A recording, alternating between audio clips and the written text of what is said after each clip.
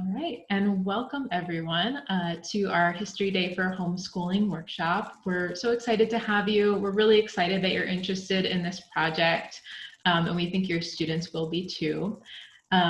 So how I'm envisioning this is we've got a little PowerPoint so that we can explain to you what History Day is and just give you some basics and expand a little bit on what you can do to help your student through the process. And then at the end, we'll have some time for you to ask any questions that you might have. So I'm going to throw up my PowerPoint now and just give you a little introduction. So my name is Leah Atnat, and I'm the Maryland History Day Outreach and Professional Development Coordinator, which basically just means I go around to schools and visiting students and teachers and making sure they have everything they need to successfully do the History Day project. And joining me today is my colleague, Grace. Hey, good afternoon, everyone. And Grace, I think I'll just turn it right on over to you, and you can let me know when you want me to skip to the next slide. Perfect. Yeah, you can go right ahead to our first slide. So just talking a little bit about what History Day is and what it looks like for students. It's basically an opportunity for students to participate in a long-term research project that will end up culminating in a kind of creative presentation. And then that creative presentation can end up being entered into competitions, both at school levels, regional levels, state and national levels. Great, and you can keep going, Leah. You might hear a dog bark in the background every once in a while, so just be aware. Great, and so these creative presentations can sort of end up in 5 categories, and we do those with both individuals and groups. And so they can be research papers, performances, documentaries, exhibits, or websites. In the photograph here, you can see an exhibit. Traditionally, they're like kind of that classic bulletin board kind of look, the trifold. But we really encourage students to think of those as well as like almost like a museum exhibit, like a presentation. Yeah, and so students can work individually or in a group of 2 to 5 students. I love promoting group work with students, but individual work also can prove to be really successful. Next. And then, like I was mentioning earlier, we have a couple of different levels of competition that happen throughout the spring and into the summer. Those will be district competitions, which in Maryland are basically along our counties. There's a couple exceptions, but generally it's around county areas. Those happen in February and March and are led by the districts themselves. And then we move into our state contest, which we take care of, which happens at the beginning of May. And that will end up being about 700 students who advance to state in the various kinds of projects in the junior categories, which is for middle school students, and our senior categories for high school students, and then also in individual and group categories. And then we move on to our national contest, which will take about 60 students from Maryland, about 2,800 from across the country. And then they'll go to the national contest, which is actually based out of University of Maryland, but this year it will remain to be seen whether it will be in person or online. I think that's a conversation that's still being had at the national level, but that will happen in June of 2021. We can go to the next slide. Thanks, Leah. Yeah, and then the way judging works, I think judging is one of the really exciting parts of History Day. I think it's a way for students to really show their work to their community. That's, I think, something that students really get out of this project. Before I took this job with Maryland Humanities and Maryland History Day, I actually was a volunteer judge in Massachusetts. And it's just really awesome to be able to work with students and talk to students about their projects. And it's, I think, a great opportunity for students to present their projects to volunteers. So judges will be from any kind of background, but generally will have some kind of interest in knowledge and history. And they undergo a review process of the projects that includes looking at them, listening to interviews, looking at annotated bibliographies, and then the judges provide feedback. And the comments the judges provide are really geared towards students being able to improve their project, in particular designed for students who are advancing to the next level. Students between like the district and the state, for example, or state and national, have time to change and rework their project a bit. to reflect judges' comments. This is a cool part of the project, I feel like, for students, because they do get that kind of opportunity to be self-reflective and be self-critical and think about how to improve upon their work. So that's one of the things that I really like about the judging process as well for National History Day. And something that I think is something that the judges really focus on. It's not about critiquing students or bringing students down. It's about helping students be the best they can be. And I think that's a good opportunity for all of our students to be involved in. We can go to the next slide. Yeah, so I touched on some of these a bit, but the benefits for History Day, I think especially for students, are kind of that like building research and writing and critical thinking skills. This kind of self-driven element of History Day is so important to developing those skills, and I think ends up being really important in students' future academic careers, both in high school and ultimately in college, because there's a responsibility to do your own work and do your own project-based learning and your project skill building, and that's so essential to the History Day projects. And then it also can do a really great job of encouraging students to be curious and creative and work on their own and be self-driven, which I think are huge benefits of the project. And I think in addition, it gives students a kind of ownership of the work they're doing, because they do get to choose their own topics and they can choose their own like creative outlet, like if they want to do a website or if they want to do a performance. So that's really excellent as well. We can go to the next slide. Great. And so this is a little bit, I think it connects to the benefits, but it's like what really helps students be involved in History Day, and I think why students enjoy History Day so much year after year is because of these like incentives that are built into the program. There's choice, so students are able to really focus on a topic that's interesting to them. I know a lot of teachers and parents and students we hear from really talk about how the student ability to focus on something that already is of their own interest helps motivate that kind of interest in the project so much. And then in addition, it can help students, if students sometimes are like struggling to be engaged, or especially I think as this fall comes up with more of the virtual world happening, I think students being able to pursue their own interests is super important. And then it also can do recognition, like I was saying, with the judges, and when we have school competitions and district competitions, it's really a time for students to be able to showcase their work and like hear back from their community about their achievements and about the success of their projects. And then in addition, the prizes that are at National History Day and State History Day are, I think, really fulfilling for students. Those are things to aim for. So when they are successful in getting those prizes, that's definitely exciting for students. But at the same time, even if they're not obtaining those certificates or medals or awards or scholarships, there's still kind of, it gives a goal to work toward that I think is a nice incentive for students to be involved in as well. When you can go to the next slide. And then we have some examples here from performances and a website and documentary. They're all like really, I would say, pretty excellent examples. The performance in particular, it won National History Day last year in 2019, so I guess 2 competitions ago. And it was an individual performance about living in Virginia from a Maryland student, so really exciting for us and exciting for the student. So I think Leah will maybe pull those up, or I can pull them up, and we can show those for a second. Cool, I can pull them up right now. And I'm having my computer, we've had a tricky day together, so just bear with me if issues could happen, but I'm hoping they stick together. Great. So here's the junior performance, and I'll just play a little bit of this.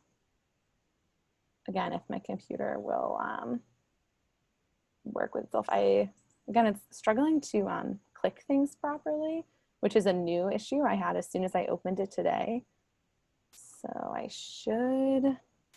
well, let me go through the website and I'll pass it on to Leah if I can't get the video to play. But so this is the website.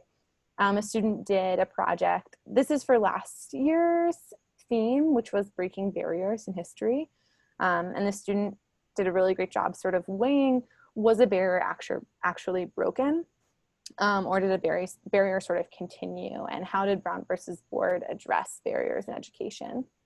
So they do a great job including images. There's an introduction and a thesis. This is from middle school students, and it's done in the NHD Web Central, which is National History Days, kind of like website builder platform. And it's undergone some changes this year to make it more usable. So I'm not sure exactly what the student websites will look like, but I think they'll be along these lines. Okay, now let's go back to my performance and see if I can get this to play. It might be, you know, it's not seeming to work for me. So I will hand it over to Leah. I can do it, Grace. Sorry about that. I'd figured it out earlier and now not a problem. No longer. Okay, just give me 1 second. Yeah, so this performance is really cool. It is a performance that it's done solo, which I think is really exciting. And I don't think performances aren't as popular of a category, so it's exciting to see them succeed.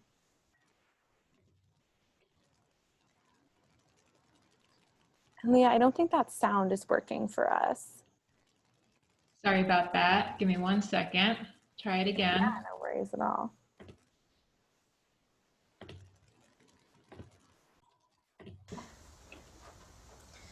We never wanted to make a scene. We never wanted to be deemed civil rights pioneers or challenge the Constitution just for the fun or the fame of it. But we never wanted this tragedy to come to life for us. No, in fact, that's the thing we least wanted. See, my wife, Mildred Jeter, and I had been good friends since the time I was 17 and she was 11. Both of our families had lived in Caroline County, Virginia for generations. So when Mildred turned 18 and got pregnant, we decided to get married. Now, little did we know how hard it would be just to get a working marriage license and some time alone. Even more, I don't think anyone at the time realized how important our situation would become to millions of Americans of all different races and genders who just wanted to be accepted for loving who they love. Now, the year was 1958. At the time, laws banning interracial marriages, or anti-miscegenation laws, had been in place for nearly 3 centuries. By the law, I was considered a white man and Mildred a colored woman. I knew we couldn't get married in our home state of Virginia because of the anti-miscegenation laws that had been in place there since 1691. So we drove to Washington, D.C. to get a marriage license. No anti-miscegenation laws were in place there. We were happily married in D.C. and ready to begin a life together. We moved back to Virginia to live with. Great, thanks, Leah. Yeah, you can see, I think it's really fun. The student sort of switches between different roles, and that it's just really well done. So that was exciting. And then the second one that we had to show you is from a documentary, and we'll just show you a little bit of that as well.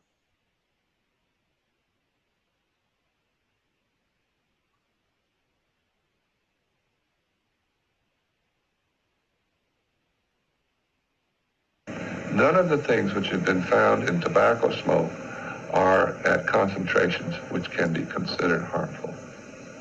But the components themselves can be considered harmful, can they not? Anything can be considered harmful. Applesauce is harmful if you get too much of it. I don't think many people are dying from apple salt. They're not eating that much. A lit cigarette is a burning paper tube filled with crushed tobacco laced with addictive nicotine. The cancer-causing smoke, inhaled deeply into the smoker's lungs, leaves a layer of tar behind. Today, more than 1 out of 5 deaths in the United States is tied to smoking. How did this ever seem like a good idea? This is the story of how the work of a committee of 10 men started a war on tobacco, an industry that was quietly poisoning a nation.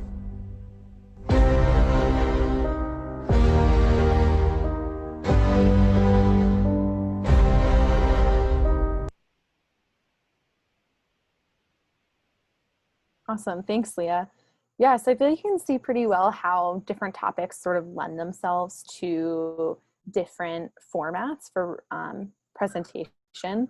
And they definitely allow students to be creative in different ways, both relying on primary sources and using imagery, or writing scripts, writing captions. So I will pass it on to Leah to give the rest of the presentation. And thanks again for picking up in my downfall of my computer. So thanks. No problem. And I'll also say that examples are great for showing students what is possible with their projects. So when I go into schools, I like to show some clips from sample projects and have the students sort of pick apart what the central argument was, have them think through why the project was successful, and that can sort of get them excited about making a project. It can get them thinking about how to make a great project. So if you're going to do this with your students, I really encourage you to show them some examples and just let them see what's possible.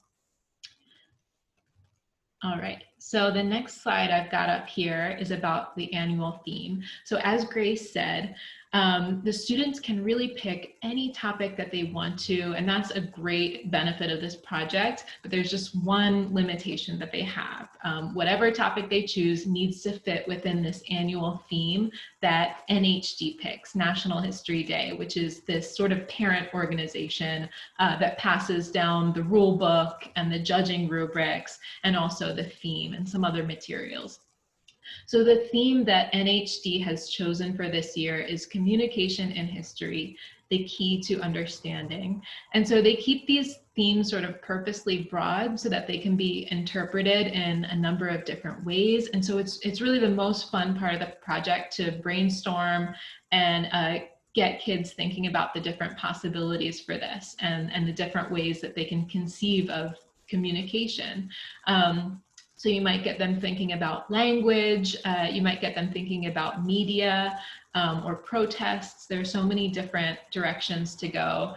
And so I am just going to do a quick brainstorm with you guys out there. So if you'd like to write in the chat, what topics do you think your students will choose related to this theme? What kinds of things are they interested in related to communication?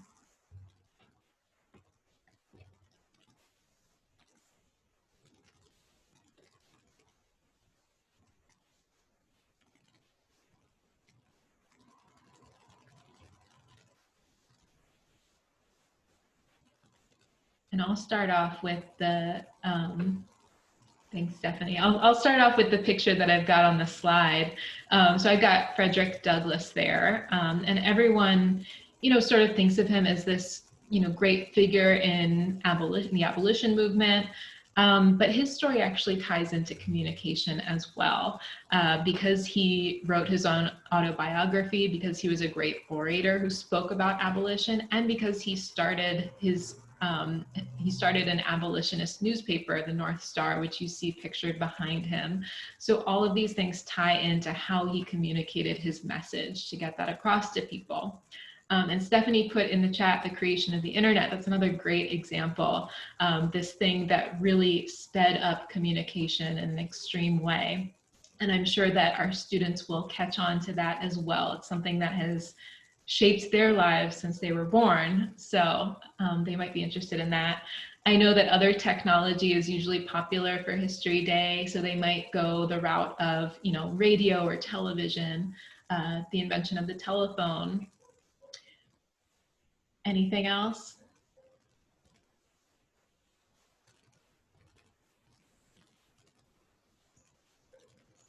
I think I usually see some code related projects too. Last year we saw some Alan Turing. So I think code could fit in again this year. The Navajo Code Talkers, the Enigma Code, always very popular with students. All right, well, I will move on, but it's fun. It's definitely fun to brainstorm about miscommunications. Yes, absolutely. Miscommunications can be something that your students can talk about and how they hindered understanding between people.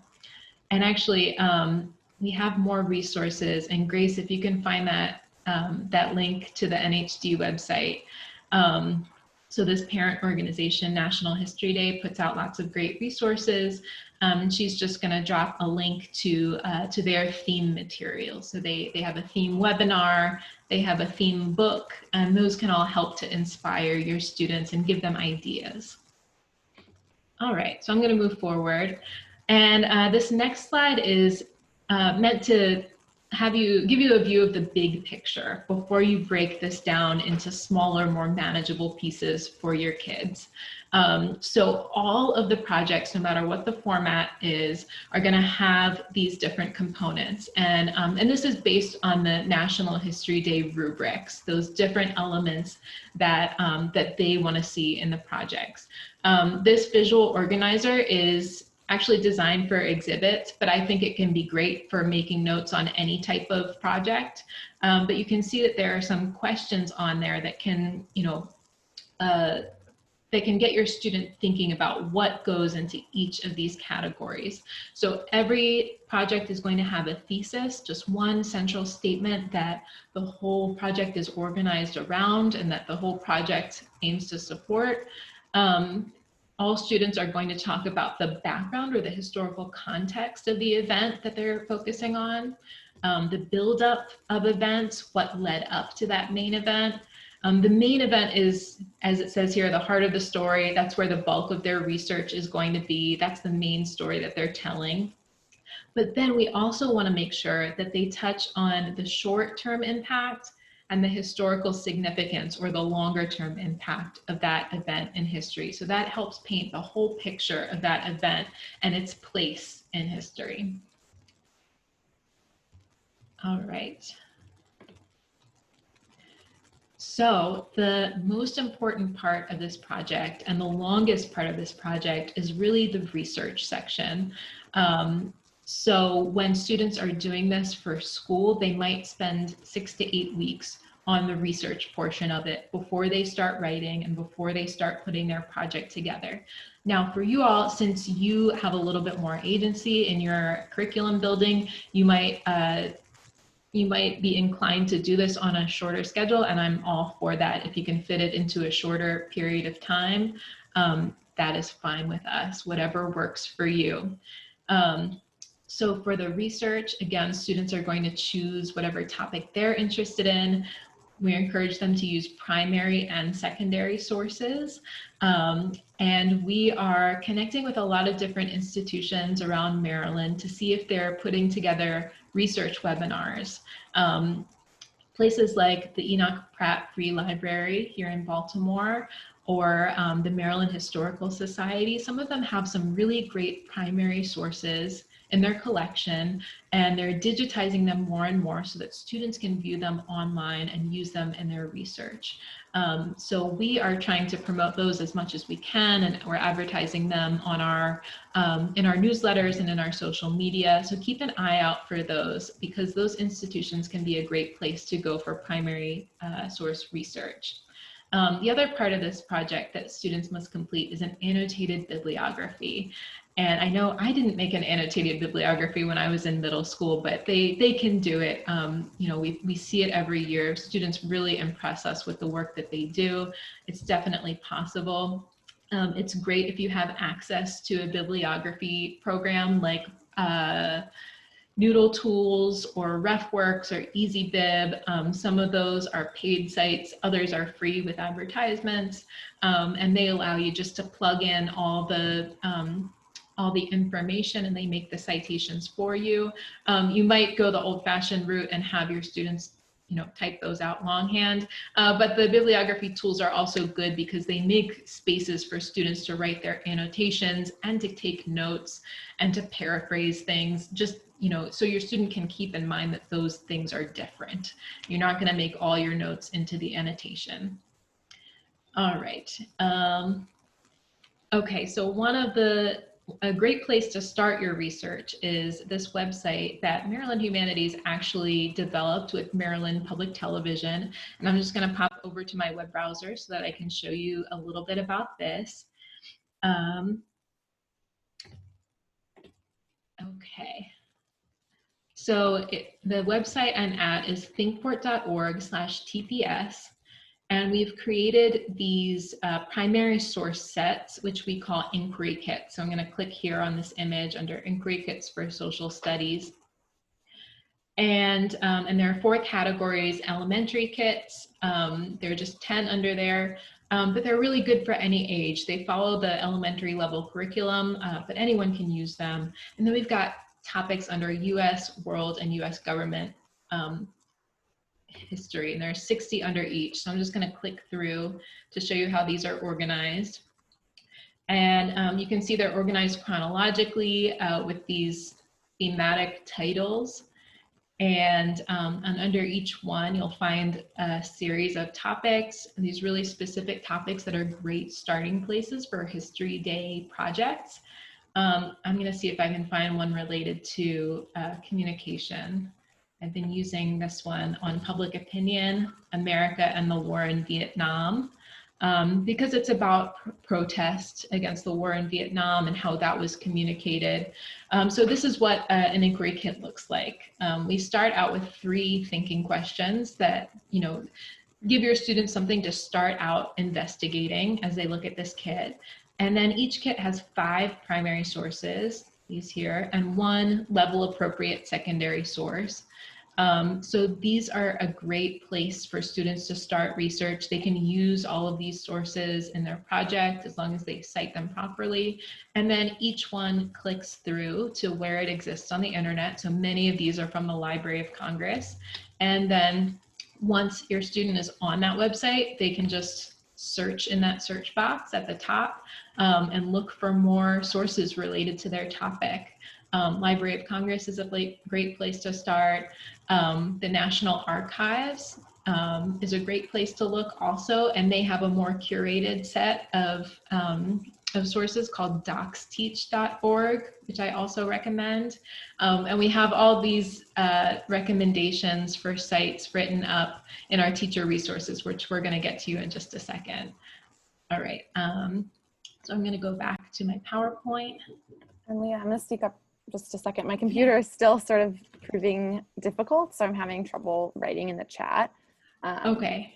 Just as a update, so I'm less useful. Okay, not a problem. I'm going to just type that that ThinkPort URL and pop that in there. No problem. Okay. So next, what can you as parent mentors do to help? So these first 2 items are the more teacherly things that you'll be doing. You'll be providing the framework for these activities and lesson planning every step of the way, so that again, your kid doesn't have to conceive of this big project all at once. They can think of these little manageable pieces. So, okay, first I'm doing research, then I'm writing a thesis, then I'm writing out some of these sections, making an outline, and then I'm going to put it all together and design the final product. So you give it to them piece by piece. The next thing you can do is give them feedback on their process. What improvements can they make? Are they really understanding what a primary and what a secondary source is? Making sure that they understand every step of the way. And then some of the other things that you can do as parents, in the past, I would suggest that you bring your student to museums or historical sites. You might not be able to do that this year. But like I said, a lot of those places are offering research webinars or other sort of virtual stand-ins this year. So that's why I say see what opportunities they're offering online. You could even get in touch with the education directors at some of those sites that you're interested in and see if they have any curriculum or teacher resources that they put out. While putting together the final project, parents can help with the more difficult aspects of assembly. This is something that's in the rule book. So if your student is making an exhibit and there are these very physical pieces that need to come together, if you need to use a hammer or a box cutter, the parent should probably do it. You don't need to have the student do that. Or sewing a costume, the parent can do that. They don't need to, but they can. And then finally, and I find this one really important, create opportunities for your child to talk about their project. And I think that that is really important for your student to shape their ideas and to feel confident about the work that they're doing and to feel like, people care about the work that they're doing. And you're in a great position to do that since you'll be working closely with them on this project. But I think any parent doing any History Day project should really talk to their students about their project. All right. And then finally, students will do everything else on their own. So again, this is really meant to encourage their independent learning. They might work together in groups, but everything should be student made and student written. There should really be minimal adult input except for that feedback and that scaffolding that you're going to give them. Students are going to do all the research, writing, and design on their own. They're free to watch tutorials to help them, especially for some of the more technical formats, like for the website or for video editing. If they're doing a documentary, we encourage students to watch tutorials, to watch webinars so that they can understand those tools, but then they should use them on their own. And then finally, the last thing that they will be doing all by themselves is if they make it to the state or national competitions, they will be doing all the setup on their own. Parents need to step back and just let their students do it. All right, so some great places to find resources. The first one that I'll give you is our website, marylandhumanities.org, and you can find all the information on History Day that you need under Programs and Maryland History Day. And there you can find the official rule book, which National History Day puts out. You can find their theme book to give you inspiration. You can find sample projects and topics on our website as well as on the NHD website that I list there. You can find timelines for when the contest will be, when projects need to be submitted, that sort of thing will be up on our website. We have topic lists and websites for finding great primary and secondary sources for your students, how-to guides for citation and other skills. And then finally, we have this great packet of teacher resources for you that will take you through each step of the process and allow your students to go through each step of the process. So starting with picking a topic, going to doing research, then on to the thesis. We've got student worksheets, we've got teacher guides for every part of this. And you can see that Grace is popping these into the chat.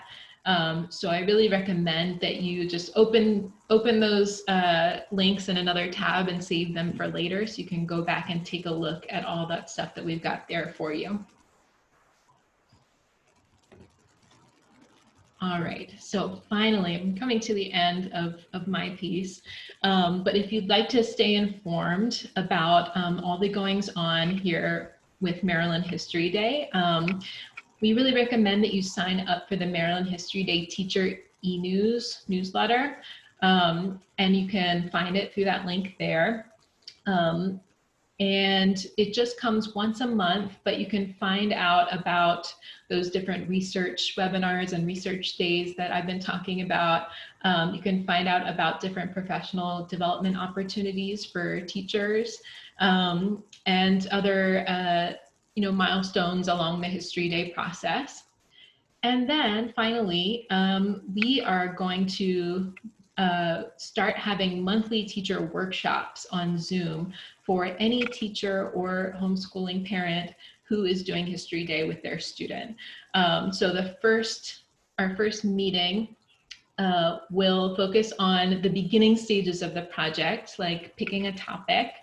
And what we're expecting to do is give you a few resources, sort of talk you through the process of that first step, and then open it up for questions so that any teachers who are new can get the answers that they need, and we'll have returning teachers there as well, teachers who have done it before, so that they can answer any questions they might have. All right. And that's about it from me. So finally, if you have any questions about History Day, if there's anything that we couldn't answer for you today, then please feel free to reach out to any of us on the History Day team. Stephanie is actually, she's lurking in the background, but she's here as well. Isabella, who's our program assistant, and then me or Grace, we'd be happy to answer your questions. So I'm going to stop sharing. And I am going to open it up to see if you all have any questions. And Christine, your name looks familiar. I know you've done this before. I haven't met you yet, but I know that you're a veteran. Hi. Yeah, I've been doing NHD with homeschoolers for I think since 2010. So, and I did my own kids, and then I mentor a group in Frederick County of homeschoolers. Excellent. Well, thank you so much for dropping in. Lots of Christine's students advance on to nationals. So congratulations, Christine. You really set a great example for what History Day projects can be for the homeschool community. Thank you. Absolutely.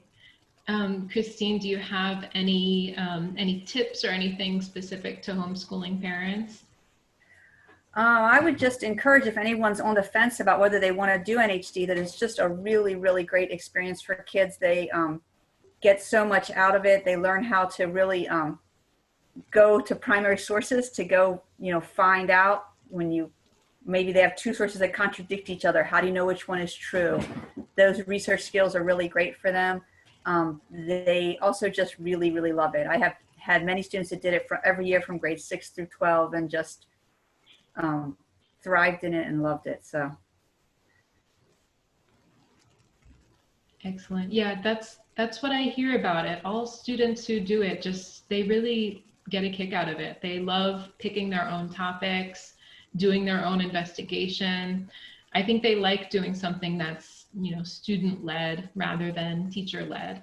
Right, and if you can find other kids to do it with them, they love the group part, working with their friends.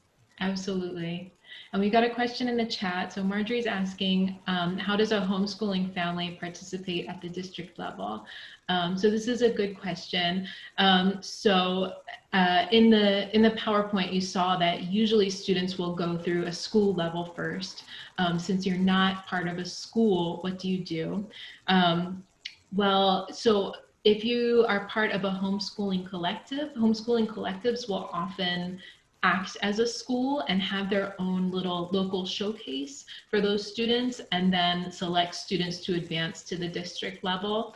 And to do that, they'll pick one teacher, like Christine, for example, has acted as the teacher for those students. And those students will register for the contest through Christine. If you're not part of a homeschooling collective, you will go directly through the district level. And Stephanie might be able to say a little bit more about that, since I don't know how the registration part of it works. Yeah, absolutely. It's essential that if you are planning to participate, you reach out to either myself or one of my colleagues here. And what we will do is we'll connect you with the person who coordinates the contest at the district level. As Leah said, that's usually a county, with the exception of the Eastern Shore, which is split into a lower shore and an upper shore. And I think Waikamaco is maybe on its own. So you would connect with us, and then we put you in connection with those districts so that you can compete in their contests along with the other students in your counties. And I would say I'll just add on, if you are planning to do that, the sooner you can let us know, the better, because some of them do have registration deadlines like before the holidays, with usually the contest as it was listed in February or March. So the best thing to do is if you're interested, let us know right away. We'll get you connected. If this project fizzles out, it's okay. It's better for us to know earlier to get you in contact with the right person. Then you miss their deadlines, which are vary from county to county. So just reach out to us, and we're happy to get you connected with your various districts.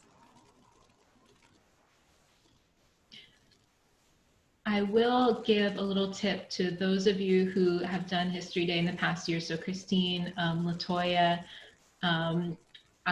there are new judging sheets this year that NHG has just put out. So I can put those up on my screen really quickly to give you a look at those. Just give me a second to find them. I'm very excited about them. You're excited? Yeah, they look great. Yeah, they're very different, but it is exciting. And I think I like the new ones. Having trouble finding them. Okay, here we go.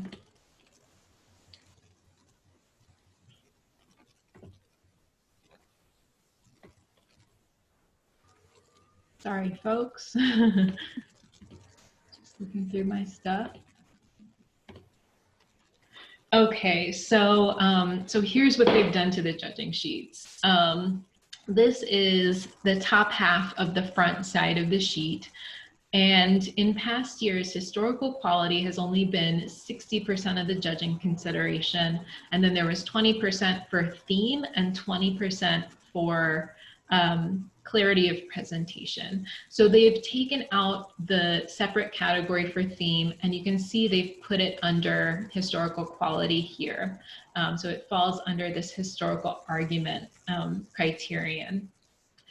Which is also new, actually. It didn't used to be on the rubric at all that there needed to be a thesis or an argument in the project. And you know, all teachers were having their students do it, but there was no way to recognize a good thesis or to, you know, give a place to give feedback on a thesis that needed work. So now there is, and that's great. Let's see, other changes. Under significance and history, I think the new part of it is that the projects analyze the short and long-term impact. Again, it's something that most teachers have been having their students put in their projects for a long time, but now there's a place for it on the rubric. But one of the really brand new things about this rubric, which I think is really great, is this bottom criterion here, student voice. So this is where the judges can really make sure that the ideas, analysis, argument, and conclusions in a project are the student's own. So we don't want the student borrowing too much from, you know, a historian who has already written extensively about a subject. We want them sort of coming to their own conclusions and making their own connections, especially between the topic and the theme, for example. And that's something that that really needed to be there. It just shows that the student is actually putting thought into things instead of rehashing something. And then under this, actually, there would be a part where there's space for judges to write down their comments. And then on the back, we've got clarity of presentation. And again, this is, a lot of the points here are similar to the criteria on the past year's judging sheets, but they've sort of broken them apart so that they're not all lumped together. So they've broken out clarity. So it accounts for clarity of written material and clarity of visual material. It's broken down appropriateness to appropriateness of written and visual material. It's, instead of just organization, which is sort of vague, they've talked about segmentation and orientation. And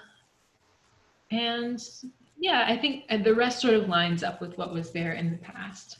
And I don't think I have a slide here for the rules, but or rules compliances, but not much has changed there. I would say they've separated out process paper and bibliography, so that there's separate checkboxes for those. But other than that, it's mostly the same. All right.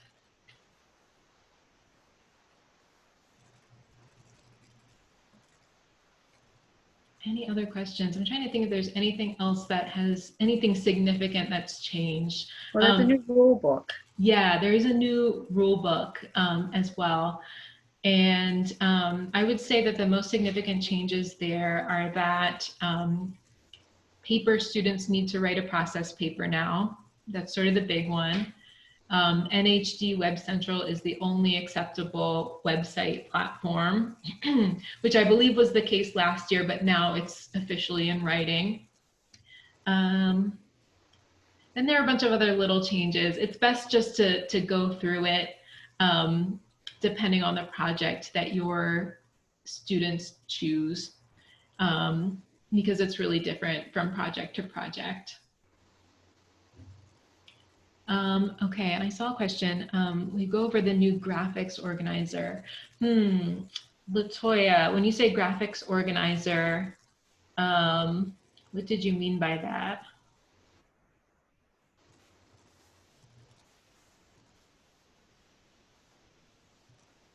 And just to answer Stephanie's question really quickly, Stephanie, I'm recording this and I'm going to make it available on our website so you can see the beginning of this as well.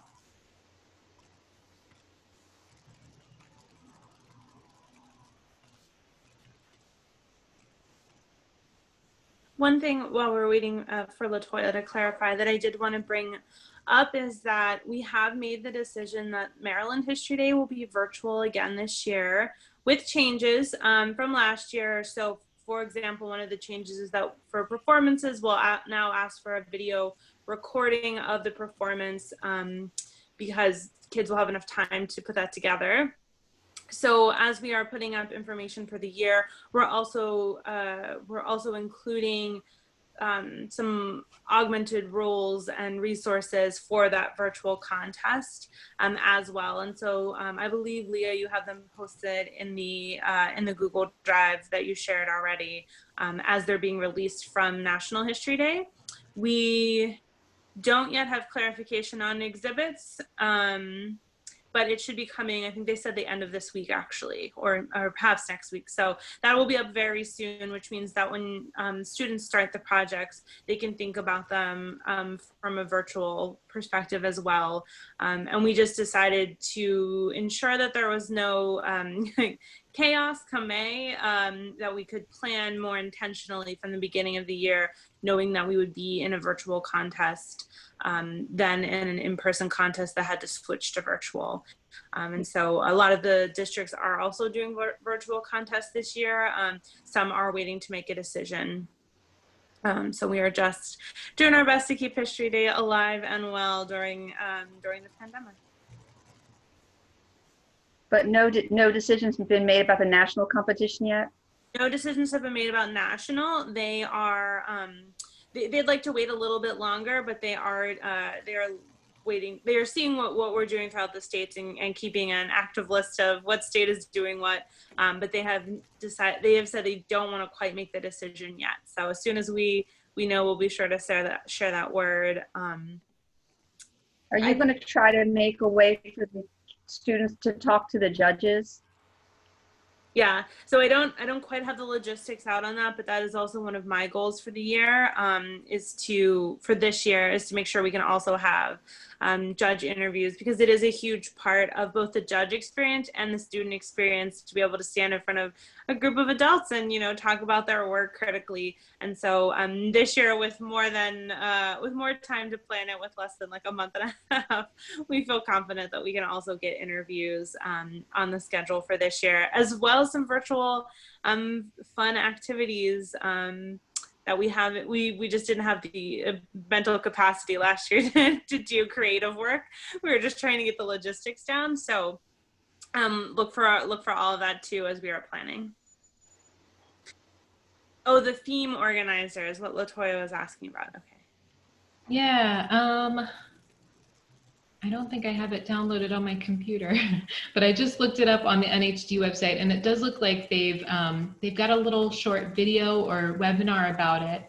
So that might be a great thing to check out. I haven't looked into the graphic organizer that much yet this year. I apologize for that, but it looks like a great resource for breaking down that process. I believe we have a few similar things within our teacher resources. We have the inverted pyramid for choosing a topic, where you start with a theme, and then you go down to a more broad interest, and then sort of narrow it down by either time period or, you know, movement or group of people that you're looking at, until you have something very specific. You always want that final topic to be something that's not too overwhelming to do a project about, that only takes about 10 minutes to read through. So yes, something very specific. We're also developing a topic website through Maryland Humanities, which will be a place for students to start. So they're very broad topics, again, because we don't want to say do this exact project, but they're starting points for students to explore primary sources as they're thinking about larger topics and how that might create a better History Day project. And so that will be launched by the end of the month, if not sooner. And we'll be sure to have that linked on our website in the student section.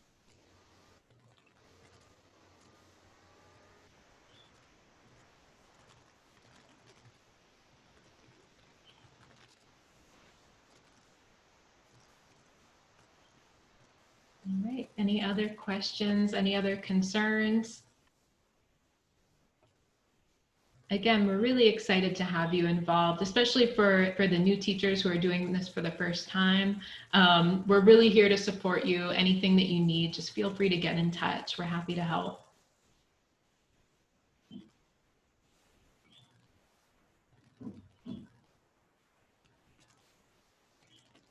All right, well, in that case, I will call it an evening. And again, just please contact us if you have any other questions. Thank you so much for joining us tonight.